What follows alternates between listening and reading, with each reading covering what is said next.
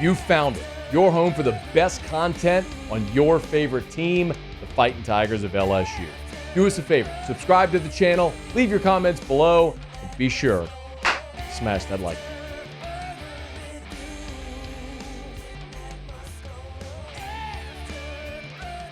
This is LSU in Florida, Saturday from the Swamp, 2:30 Central Time. There's two players, one from each side, that are pretty significant that we're kind of keeping an eye on how it goes this week to see about their availability. From the LSU perspective, it's Garrett Dellinger.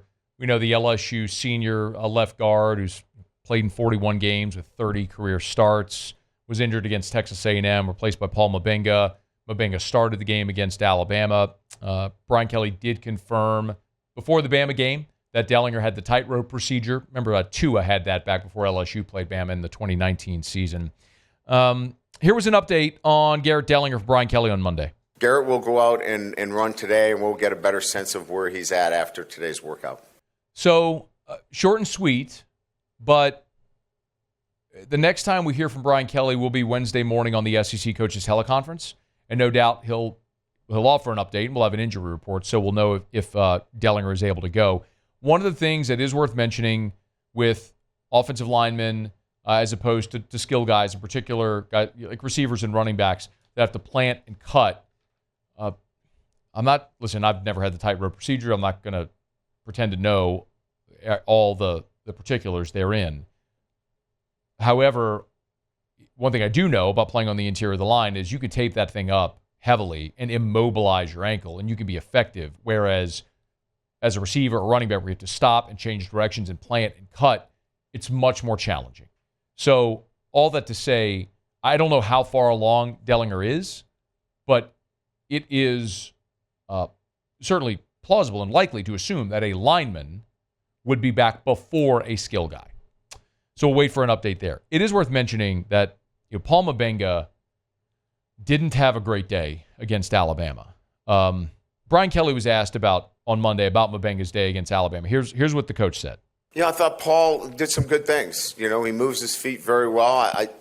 His insertion into the lineup for a first-time starter, we were pleased with what he did, and I think he's only going to improve from that experience. Very difficult spot. I don't expect the coach to speak poorly of a player.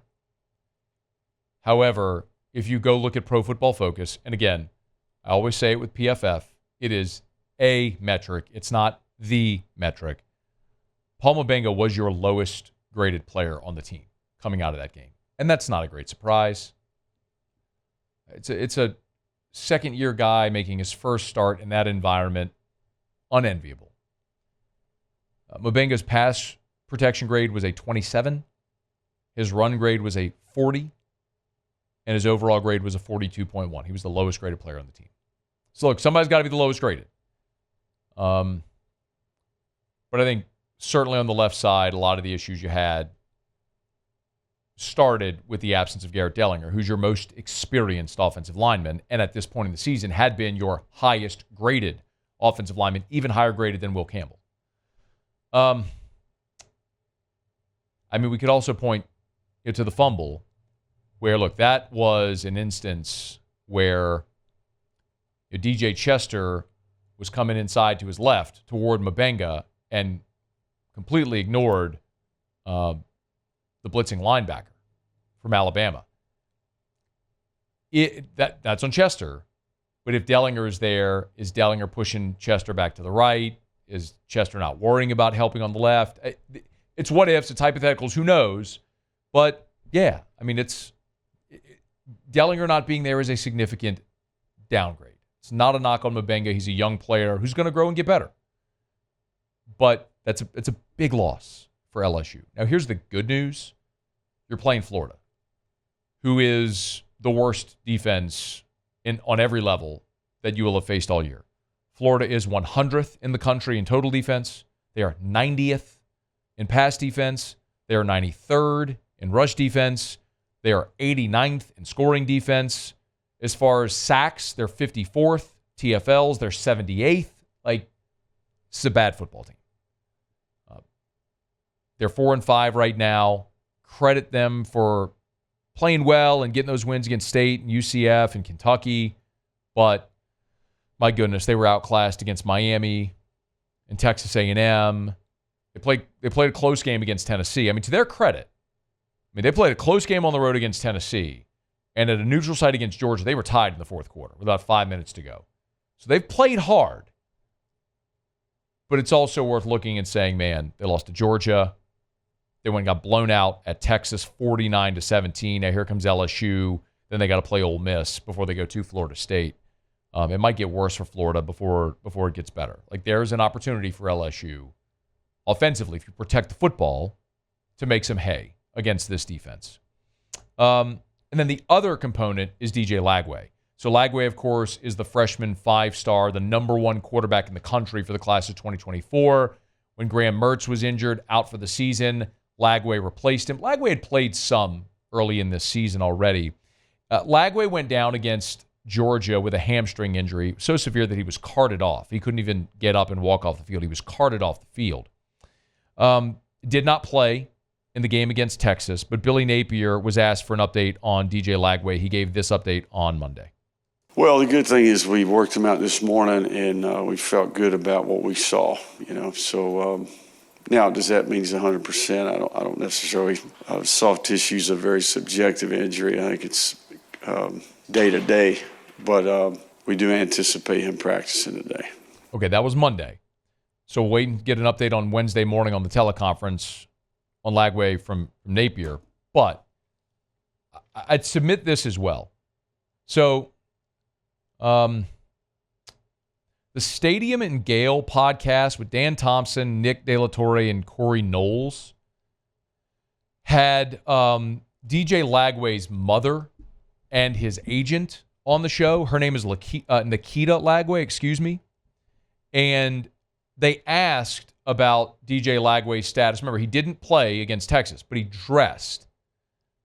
Now, he had family and things like that, but you'll hear this. So this is the interaction where they're asking DJ Lagway's mom about his availability from the hamstring injury. How close was he to playing Saturday, and how has he been dealing with the injury? No comment from me. Yeah, I don't know. I was freaking out when I saw him out there warming up because he had already told me that he wasn't going to play. And then my youngest, I was like, Mom, look at him. He's geared up. And I was like, oh, my gosh. And so, but my professional trade, I'm a physical therapist. Even though they don't respect me as a physical therapist, they only see me as mama. But I'm a physical therapist. So I've always told them, listen to your body will tell you. And so that's always been really big with me to tell my boys to pay attention to their bodies. And I say, don't rush it, don't push it, but they are competitors. And I know that competitive part. So everything in him wants to play. She said she was freaking out when she saw him dressed against Texas. Now, he's from Texas. And so the game was in Austin. A lot of friends and family. So my contention is, it makes sense. They took the kid on the trip. He wanted to dress. Fine. He wasn't going to play. A week after being carted off with a hamstring injury. Even if Lagway dresses and tries to play against LSU, there is no shot that kid is anywhere remotely close to 100% after the hamstring injury he suffered against Georgia 2 Saturdays ago.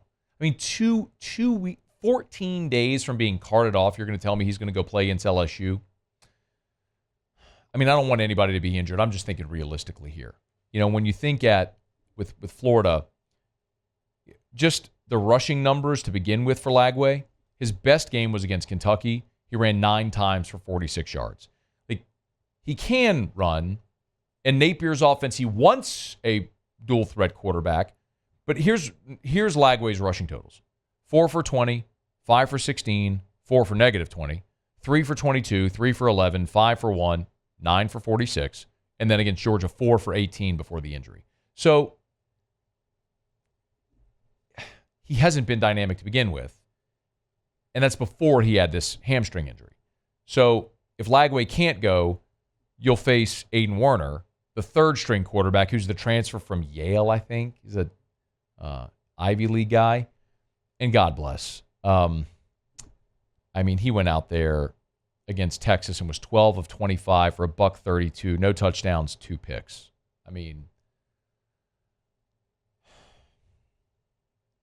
Yeah. LSU's flawed. They got major issues.